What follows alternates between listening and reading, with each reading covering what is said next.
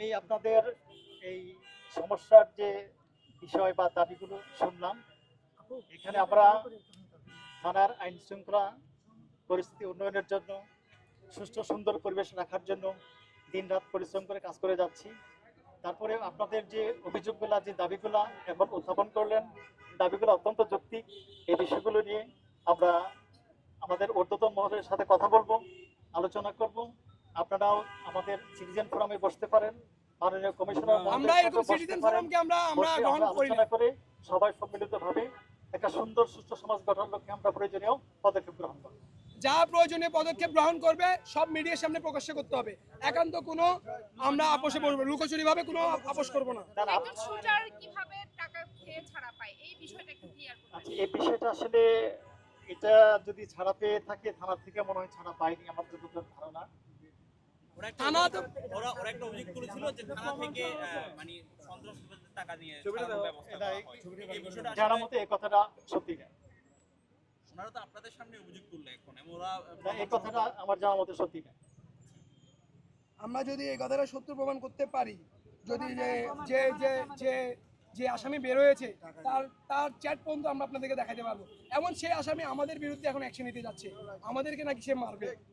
খুলশি থানার পাশে একজন আসামি থাকে, এই আসামি অভিযোগ দিব, আমাদের নিরাপত্তা কে দিবে? আমাদের নিরাপত্তা কে দিবে? আমরা অভিযোগ দিলে এই আসামিটা কেমনে 14 দিনের মাথায় ছাড়া পায়? আমার ওয়াসিম ভাই, আমার শান্ত ভাইরা কি রক্ত দিয়েছে এটার কারণে? আমার প্রশ্ন হলো এই আসামি কেমনে ছাড়া পায় 14 দিনের মাথায়? আপনারা কি মামলা দিয়েছেন আমাকে এটা জবাব দেন। মামলা আপনারা তো এমনি শুটার ছাড়া অনেক আসামি অনেক দিনে মামলা খাচ্ছে, অনেক দিন ধরে জেলে পড়ে আছে, কিন্তু একজন বন্দুকধারী কেন 14 দিনে ছাড়া পেয়ে যায়? আপনারা কি করছেন? আপনারা আমাদেরকে কোর্ট দেখাচ্ছেন, আপনারা কি করছেন? আমরা কি কোর্টে যাব? আমাদের কি কাজ কাম নাই?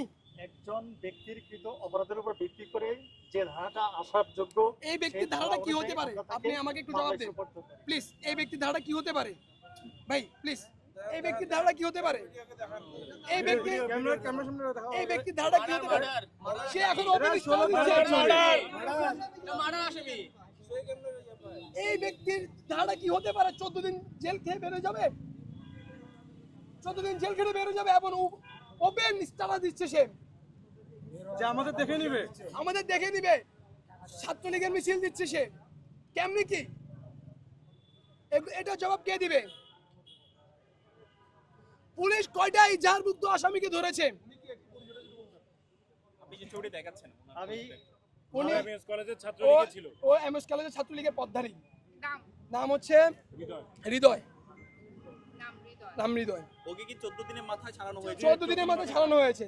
এবং এই আগে যে আসাদে ছিল ওসি মুজাম্মেল, তিনি ধরেছেন, ওসি মুজাম্মেল ধরেছে এবং তার অধীনস্থ বা তাদের থানা অবস্থায় কেমনে আমাদেরকে কিছু অবগত করেন। আমার কথা হচ্ছে থানা থেকে ছাড়া হয়েছে কিনা এটা কেন আমরা করবো? কোর্ট থেকে ছাড়ছে, এটা আপনারা না দেখবেন কেমনে আসামি ছাড়া পায়। আপনারা কি মামলা দিয়েছেন? আপনারা কি মামলা দিয়েছেন? হ্যাঁ, এখানে মামলার উপরে ভিত্তি করে কি মামলা দিয়েছেন? মামলার উপর ভিত্তি করে তো সে ছাড়া পায়। ক্লিয়ার করেন কি মামলা ছিল? একজন, আমি একটা কথা বলি, একজন নিষিদ্ধ সংগঠন খেলনাগুলি নিয়ে গেল, কি মামলা দেয়া হয়েছিল? এই খেলনাগুলি নিয়ে আসতে নামছে, সেজন্য ওকে ছাড়া হয়ে গেল। আচ্ছা ঠিক আছে, তাহলে আমরা আপনাদের বক্তব্যগুলো শুনলাম, আমরা আপনাদের বক্তব্যগুলো শুনলাম, এগুলো নিয়ে আলোচনা করে আমরা পরবর্তী পদক্ষেপ নিব। আলোচনা কেমনে করবে? মিডিয়ার সামনে না আপুসে? আপনার পরিচয়টা আপনাদের দেন। সামনে আপনার পরিচয়? আমি ওসি তদন্ত। না, আমরা ওসির সাথে বসবো না, আমরা ওসির সাথে বসে যাচ্ছি না, সরি। আমরা উপরস্থ কর্মকর্তা যিনি আছে তাকে আসতে হবে। ওসির সাথে তো আমাদের সবসময় কথা হয়, আমরা তো তদন্ত, আমরা মেন ওসির সাথে সবসময় কথা বলি, এসব বিষয় নিয়ে আলাপ চাহিদা করি। তারা আমাদেরকে বলে কি জানেন, আপনারা আসেন আমরা অভিযানে যাই। তাহলে আপনারা কি করছেন? আমরা একটা কথা বলি না, পুলিশ তোমার কাজ করো, না হয় তুমি চাকরি ছাড়ো। তাহলে আপনারা চাকরি ছাড়েন, আমরা ডিউটি করি।